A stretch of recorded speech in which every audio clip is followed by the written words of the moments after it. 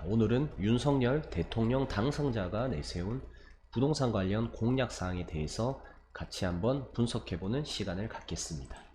먼저 첫 번째 공약사항은 신규 공급입니다.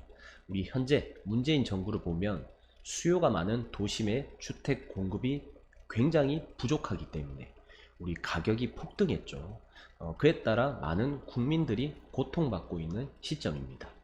그래서 이번 정부는 먼저 신규 공급을 해서 시장의 안정과 국민의 주거 수준을 향상을 위해 수요에 부응하는 주택을 공급하겠다, 이렇게 밝혔습니다. 그래서 단계별로 5년간 추가 개발을 고려해서 약 주택 250만호 이상을 공급하기로 약속했습니다. 여기서 보니까 대부분이 수도권 위주로 개발이 이루어진다 보시면 됩니다. 그래서 민간주도 200만호, 그 다음에 공공주도 50만호가 이루어질 예정이고요. 그중 이제 공공주도는 청년 원가주택 30만호, 그 다음에 무주택 역세권 첫집으로 해서 20만호가 공급이 됩니다. 이렇게 진행이 된다고 하면 아무래도 이제 청년층과 신혼부부의 주거 안정 굉장히 많은 도움이 될 것으로 보여집니다.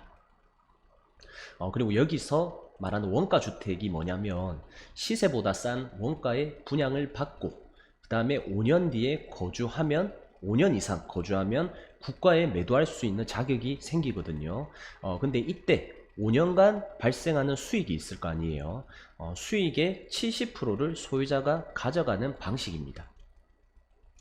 그럼 이제 LH는 손해를 보지 않을까, 이렇게 생각을 하는데 그건 아닙니다. 왜냐하면 다음번 수분양자에게 분양해서 남은 이익을 챙기기 때문에 LH도 손해가 없고 매수인분들도 어느 정도 수익을 70% 가져가기 때문에 서로 윈윈하는 그런 정책이라고 보시면 됩니다. 아무튼 공공택지, 역세권, 국공유지, 차량기지, GTX 역세권 인근으로 해서 아파트들이 집중적으로 공급된다고 하니까 이거는 우리 토지투자 관점에서 잘 한번 살펴보면서 공부해보면 좋을 것 같습니다. 제 생각에는 아무래도 이제 질 좋은 공공임대 공급 없이는 민간으로 공급한다 해도 집값 하락을 기대할 수는 없겠죠. 설령 민간 주도 공급이 성공했다 그러더라도 임대사업자의 혜택을 폐지하지 않는 이상 이 또한 집값 상승의 요인으로 작용하지 않을까, 이렇게 생각이 됩니다. 자, 다음번은 이제 재개발, 재건축, 리모델링 활성화. 내용을 보면 30년 이상 된 공동주택의 경우에 정밀 안전 진단을 면제해 주겠다, 이런 내용이 언급되어 있습니다. 참고로 이제 부산 수영구 현대아파트를 보면 1988년도에 준공돼서 굉장히 오래됐거든요. 우리가 오래됐기 때문에 불편한 게 한두 가지가 아닙니다. 근데 너무 튼튼하기 때문에 2차 정밀 진단에 항상 탈락되는 게 문제였습니다. 그럼 이제 다시 승인날 때까지 주구장창 기다려야 되는데 이번 이러한 공약들이 통과만 된다고 하면 바로 이런 아파트들은 재건축을 할 수가 있게 되는 거거든요. 그래서 이거 수영 현대아파트 뿐만 아니라 재건축 물건들이 굉장히 많이 대기하고 있는 것으로 생각이 됩니다. 그리고 두 번째가 재건축 초과이익 환수제가 있습니다. 이게 무슨 말이냐면 재건축으로 이익을 보면 국가가 일부 가져가겠다, 이런 내용이거든요. 이것도 대폭 완화시킨다고 하였습니다. 사실 우리 재건축 초과이익 환수제 무서워서 집을 못 사겠다 이런 분들이 굉장히 많았었는데 희소식인 것 같습니다. 이런 것도. 다음은 이제 역세권의 민간 재건축을 할 경우에 용적률은 300%에서 500%로 상향해서 그렇게 확보한 물량의 50%를 기부 체납을 받게 됩니다. 그래서 이 돈으로 기부 체납 받은 이 돈으로 공급을 더욱 늘리겠다고 합니다. 그래서 특히 1기 신도시에 대해서 굉장한 언급을 했거든요. 그래서 1기 신도시는 보면 지금 전체 30년이 이상 지난 곳입니다. 굉장히 오래된 아파트입니다. 그래서 이런 곳을 용도지역 변경으로 용적률을 상승시키고 그 다음에 재건축이나 리모델링을 할 때 임차인들 또한 이제 권리를 보호해 주겠다고 하니까 굉장히 좋은 이렇게 정책이죠. 그리고 임차인들에 대한 정책도 굉장히 많습니다. 청약 우선권을 준다든지, 임대주택을 우선권으로 제공해 준다든지, 그리고 고령 세입자 경우에 이주 기간 동안 지낼 수 있는 주택까지 제공해 준다. 그리고 소규모로 공공주택지를 조성해서 이주 전용 단지를 만들어서 대규모 이주도 가능하게끔 만들어 주겠다. 이런 내용들이 있습니다. 이제 세입자들을 위한 정책들 대폭 완화가 되는 것 같습니다. 조금은 과한 정책이지 않을까 생각이 되는데, 아무튼 세입자들을 위해서 기분 좋은 정책임은 틀림없는 것 같습니다. 그리고 이제 아까 말씀드린 일기 신도시 재정비 사업 촉진을 하기 위해서 특별법을 개정하겠다. 그리고 양질의 주택 10만호 공급 기반을 구축하겠다. 이런 내용들이 언급이 되어 있습니다. 그리고 이제 소규모 주택 정비 사업도 적극 활용하겠다. 이런 내용도 나와 있죠. 필지를 여러 개 확보해서 아파트를 짓는 그런 사업이라 보시면 됩니다. 그래서 이런 내용들을 보면 재건축 용적률 완화, 아무래도 이런 거는 이주 수요 때문에 주변의 부동산 전월세를 덩달아 상승시키지 않을까 이렇게 생각이 됩니다. 왜냐하면 이주하면 주변으로 이사를 가야 되죠. 그럼 이주하면 이주자들이 많아지기 때문에 주변으로 이사가면 전세값도 올라갈 수밖에 없고 월세값도 올라갈 수밖에 없는, 어떻게 보면 당연한 현상입니다. 물론 이제 이주 전용 단지도 만들어주고 한다는데 이건 좀 지켜봐야 되겠죠. 그래서 이 내용은 과거 이명박 서울시장 시절에 나타난 현상입니다. 그래서 그쪽 시기에 그 시절 내용과 한번 참고해 보시면 좋을 것 같습니다. 그래서 이런 내용들이 있거든요. 우리가 건물 지으려면 주차장 확보가 돼야 되는데, 인근 부설 주차장으로 해서 국공유지라든지 학교 이런 곳을 주차장 확보 기준으로 인정해 주겠다. 이러한 좋은 내용들도 나와 있습니다. 다음은 세금, 대출 규제 완화입니다. 마지막에 이제 세금 부분을 볼게요. 그래서 현재 문재인 정부에서는 신혼부부들이 부모의 도움 없이 내 집 마련이 불가능한 상태입니다. 우리 금융규제도 지나치게 불가능하게끔 세팅이 되어 있기 때문에 아무래도 주거 이동이 제약된 상태라고 보시면 됩니다.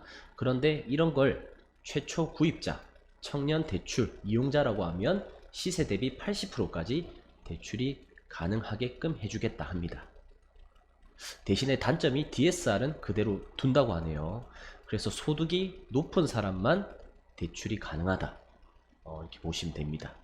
결국 DSR은 그대로 두고 LTV는 80%까지 완화한다. 소득이 높은 청년들, 가구들만 보는 혜택이라 보시면 됩니다. 우리 일반 직장인들이 9억짜리 아파트 살려고 하면 위 정책대로라고 하면 월 고정 지출액이 약 300만원씩 계속 나가야 됩니다. 우리 월급이 3, 400인 사람도 있을 거고 500에 1000만원 버는 사람도 있을 건데 3, 400인 사람들은 이걸 감당을 못 하겠죠. 그리고 월 300에 감당이 되는 가구들이 과연 대한민국에서 몇 가구나 있을지 조금 걱정이 되는 정책이지 않을까 생각이 됩니다. 특히 이러한 이제 대출 규제 완화는 국회 입법 이런 거 필요 없거든요. 이제 금융위원회랑 한국은행이랑 조금만 협조하면 충분히 할 수 있는 부분입니다. 그래서 웬만하면 대출 규제 완화는 된다고 보시면 됩니다. 그래서 제 생각에는 대출 이자를 많이 감당할 수 있는 사업 소득이 높은 사람들, 이런 사람들은 집값이 지금 비싸더라도 그냥 고민하지 말고 바로 갈아탈 수 있는 좋은 기회이지 않을까 이렇게 생각을 좀 해보게 되었습니다. 만약 제가 사업 소득이 높다 그러면 저는 집값 오르고 안 오르고 신경 쓰지 않고 부산에서 제일 좋은 아파트로 바로 이동을 하고 싶은 마음이 생길 것 같습니다. 왜냐하면 대출을 80% 해준다고 하니까. 그리고 80% 대출에 대한 이자 감당 능력만 있으면 사실 제일 좋은데 갈아탈 수 있는 기회가 바로 지금이지 않을까. 그래서 저도 좀 생각을 해보게 되었습니다. 그리고 이제 신혼부부 사업 한도 내에서 3년간 저리로 금융을 지원하겠다. 이런 이제 전세 대출 관련된 내용들도 나와 있습니다. 자, 다음은 이제 마지막 세금 부분입니다. 그래서 세금은 우리가 좀 집중적으로 봐야 될 사항인 것 같습니다. 그래서 하나씩 보면 전용 면적 60제곱미터 이하 신규 등록을 허용하고 이에 따른 세제 혜택을 부여하겠다. 이러한 내용들이 나와 있습니다.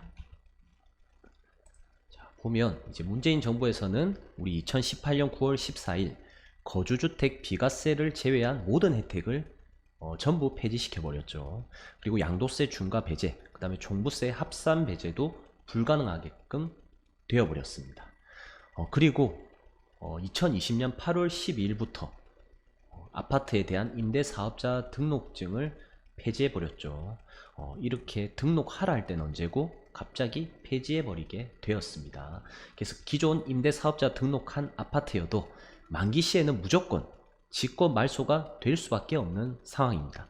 그래서 세금 혜택이 있었는데 갑자기 없어지는 그런 상황이 되었었죠. 굉장히 불편한 사항들이 많았었습니다. 그래서 이런 부분에 대해서 신규 등록을 허용하고 세제 혜택을 부여하겠다. 이렇게 했습니다. 그중 제일 눈에 띄는 게 첫 번째 보면 임대차법 전면 재검토. 그래서 우리가 2년을 살면 2년을 더 살 수 있는 법 때문에 집주인들은 새로운 임차인을 들일 때 4년 살 거 생각해서 임대료를 굉장히 많이 상승시켰죠. 그래서 2년에서 4년 2배가 늘어났기 때문에 임대료도 더블로 늘어났고 전세가 월세가 전부 2배 이상까지 상승할 수밖에 없었습니다. 그래서 이게 바로 임대차 3법이었거든요.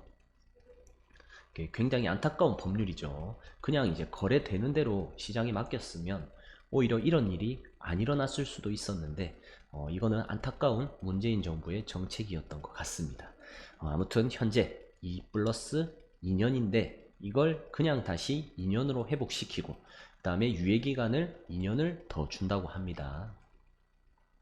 그리고 2년 뒤에 집주인이 임대료를 올리지 않으면 세금 혜택을 주는 것도 생길 거라고 합니다. 오히려 이제 기분 좋게 임대료를 안 올릴 수 있을 것 같죠. 그래서 일부러 집주인이 직접 입주하겠다 해서 임차인을 내쫓지 않아도 되는 그런 상황이 발생하게 될 것입니다. 좋은 현상입니다. 그리고 이제 아파트에 대해서 폐지된 임대주택을 다시 부활시켜 준다고 합니다. 다만 60제곱미터 미만 소형 아파트 경우에만 해당이 된다.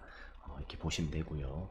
그래서 이 내용이 반영된다는 가정하에 임대사업자 등록에 따른 혜택, 즉 양도세 중과 배제 및 종부세 중과 배제 관련된 사항을 정리해보면 이렇게 그림과 같습니다.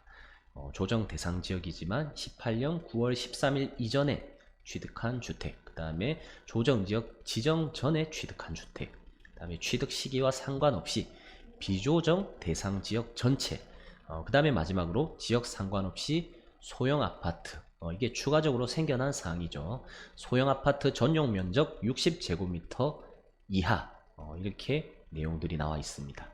그래서 이 개정은 변경이 가능한 사항이기 때문에 참고만 하면 좋을 것 같습니다. 다음 이제 장기 일반 임대주택 장기 보유 특별 공제율에 대해서 상향해 주겠다. 얼만큼? 70%에서 80%만큼. 그래서 현재 정부를 보면 국민주택 규모 이하 주택을 지자체에 장기 일반 민간 임대주택으로 등록하고 그 다음에 8년 이상 임대하고 양도할 경우에 임대 기간 중에 발생한 양도 차익에 대해서 특별적으로 우대율을 적용해 주게 되었거든요. 그래서 8년 이상 임대 양도했을 때는 50%, 그 다음에 10년 이상 임대 후 양도했을 때는 70%까지 적용이 되었습니다. 그런데 이러한 사항을 최대 80%까지 상향시켜 준다고 합니다. 결국은 세 부담 자체가 더 줄어든다 보시면 됩니다.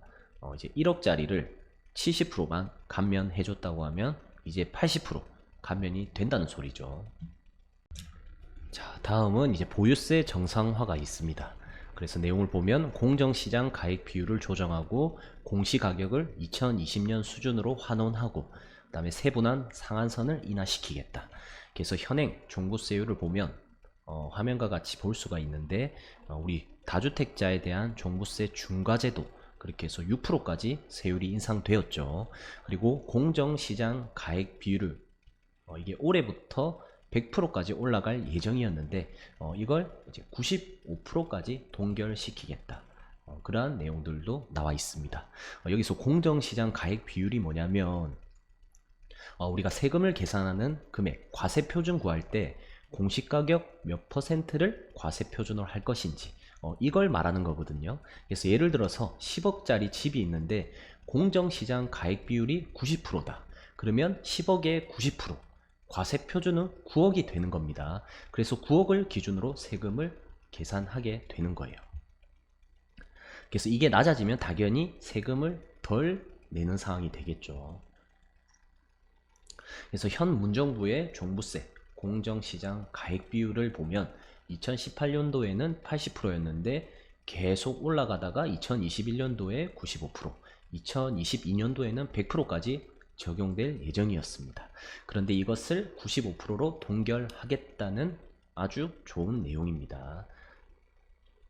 우리가 공시가액도 오르고 공정시장 가액 비율도 오르면 세금은 엄청나게 올라가겠죠. 그래서 이러한 보유세금을 완화하겠다. 그러한 정책이라고 보시면 됩니다. 다음 보면 이제 보유세가 급격하게 올라가는 걸 방지하기 위해서 세부담 상한선이 있습니다. 그래서 보면 작년보다 많이 안 오르겠다 뭐 그런 내용이거든요. 그래서 3주택자나 조정지역에서 2주택자면 세부담 상한이 300%까지 올라갑니다. 엄청나죠. 뭐 예를 들어서 내가 세금을 900 내야 된다. 근데 이걸 200%로 낮추겠다고 이제 보시면 돼요. 그럼 이제 600만 내면 되겠죠. 결론은 이제 세 부담 자체를 줄이겠다. 뭐 그런 내용입니다. 또 다음 보면 이제 1주택 장기 보유자에 대해서 연령과 관계없이 이러한 내용들도 있습니다. 우리가 나이 많으신 분들은 특히 집만 소유하고 소득은 적은데 세금까지 내야 된다. 이러면 엄청 부담되죠. 그래서 이런 분들을 위해서 납부 연기도 가능하게 하고, 그 다음에 1주택자 장기 보유자라면 주택을 매도하거나 상속할 때까지 납부 시기를 늦출 수 있다. 이러한 내용입니다. 다음은 이제 마지막 양도세 중과 한시적 배제. 이제 내용을 보면 현재 우리 다주택자가 조정지역에서 집을 매도하려고 하면 양도세율의 중과세율까지 더해집니다. 그래서 2주택자는 기본 양도세율에서 20%를 더 내야 되고 3주택자는 기본 양도세율에서 30%를 더 내야 됩니다. 그래서 팔고 싶어도 높은 양도세 때문에 팔 수도 없고 결국 사람들이 이제 증여하려고 준비를 많이 이렇게 했었거든요. 그런데 이번 정부에서는 이로 인한 부동산 거래를 활성화하기 위해서 양도세 중과를 배제하겠다. 최대 2년간 한시적으로 배제하고 재검토하겠다고 이야기하고 있습니다. 굉장히 좋은 현상입니다. 그리고 얼마 전에 국민의힘 이종배 의원이 이제 소득세법 일부 개정 법률안을 발의했었죠. 그래서 내용을 보면 양도소득세 중과세율을 2년간 한시적으로 적용하지 아니하도록 한다. 이렇게 내용이 나와 있습니다. 그래서 언제까지 시행하냐? 2022년 7월 1일부터 시행한다. 이런 내용이 나와 있죠. 결국 양도세 중과세율 2년간 한시적으로 적용 안 하는 거를 이 법 2022년 7월 1일부터 시행하겠다. 이러한 내용들이 나와 있습니다. 결국 이제 법 개정까지는 연말 국회 통과해야 되지만 한시적으로 중과 배제는 우리가 소득세법 시행령 개정을 통해서 진행할 수가 있거든요.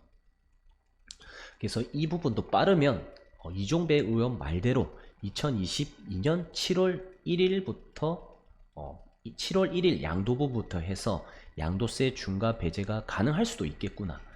이렇게 보여집니다. 왜냐하면 소득세법 시행령 개정을 통해서 진행할 수 있기 때문에. 그리고 이제 우리가 기억해야 될 게 과거 양도세 중과 배제는 보유기간 10년 이상 된 주택에만 적용되었죠. 그런데 이번 개정안은 보유기간 요건 없이 모든 주택에 적용되는 것으로 보여집니다. 그래서 그러한 내용들이 나와 있으니까 한번 찾아서 읽어보시면 좋을 것 같습니다. 다음 이제 하나 더 볼게요. 다주택자에 대한 취득세 중과를 완화하겠다. 우리가 조정지역에서 소유한 물건, 주택이 많으면 많을수록 취득세도 높아집니다. 우리가 두 번째 주택을 살 때 8%, 그 다음에 세 번째 주택을 살 때는 12%까지 내야 된다 보시면 돼요. 10억짜리 사면 1억 2천. 엄청 무섭죠. 그래서 취득세 무서워서 못 사는 이러한 세율들을 완화시키겠다. 그렇게 내용이 나와 있습니다. 그래서 취득세에서도 완화 정책을 이야기했는데 생애 최초일 경우 취득세를 면제하거나 1% 이하로 단일화하고, 그 다음에 1주택자인 경우에는 현재 취득 금액이 높을수록 세율이 점점 올라가죠. 고가주택은 세율이 굉장히 취득세가 비쌉니다. 근데 이것도 단일 세율로 한다고 합니다. 결국은 취득할 때 세율을 많이 줄여주겠다. 그러한 내용입니다. 그래서 이러한 세금 부분 완화해주고 하면은 제가 봤을 때는 다시 현금 유동이 좋은 임대사업자들의 한테 많이 가겠죠. 보유세, 취득세, 각종 세제 혜택을 줌으로써 다시 한번 이제 전월세 가격이 인상하지 않을까, 이렇게 생각이 됩니다. 그래서 부동산 정책 중에 시행령으로 수정하는 거, 그 다음에 국회 통과해서 진행되는 거랑 구분해서 대책이 어떤 게 빨리 되고 어떤 게 늦게 될지, 그거에 따라 전략을 좀 세워보는 것도 괜찮지 않을까, 이렇게 좀 생각을 해보게 되었습니다. 그래서 구조안전 비중 축소, 그 다음에 8호 추천제 부활, 그 다음에 LTV 80% 완화, 이런 거는 가능하다는 거죠, 무조건. 그 다음에 양도세 중과 한시적 배제, 공정시장 가액 비율 인하, 그래서 세부담이나 이제 어떻게 보면 대출을 많이 해주겠다, 이런 거는 가능하다 보시면 되고, 공시가 인하는 내년 이후 가능하고, 그 다음에 세율 인하, 종부세, 지방세, 소득세법을 개정하겠다, 시행령으로 개정하겠다, 이것도 가능하다고 보시면 됩니다. 그래서 문정부에서 규제했던 것들이 전부 지금 현재 실패로 나왔죠. 그래서 국민들의 니즈를 보면 현재는 규제 완화라고 생각이 됩니다. 아마 이제 윤석열 정부에서 총력을 펼쳐서 모든 규제를 완화하는데 아마 힘쓰지 않을까, 이렇게 생각이 됩니다. 하지만 이제 야당 의석수가 172석으로 이제 굉장히 많기 때문에 대통령이 바뀌어도 할 수 있는 게 많지 않을 수도 있어요. 우리 과거에 보면 노무현 정권에서 이명박 바뀔 때 이제 이명박 정부에서도 막 바꾸려고 했었는데 결국 임기 말에 마지막에 이제 많이 실질적으로 풀렸다고 보시면 되거든요. 그래서 지금도 그렇게 될 가능성이 높습니다. 그런데 하지만 시행령을 수정한다던가 이제 일부 조례를 수정하거나 할 수도 있기 때문에 당장은 이렇게 눈에 보이진 않지만 물론 반드시 빠르게 진행하려고 하는 노력들은 보일 거다, 그렇게 생각을 하시면서 이렇게 우리 투자에 대한 그런 전략을 잘 짜보시면 좋을 것 같습니다.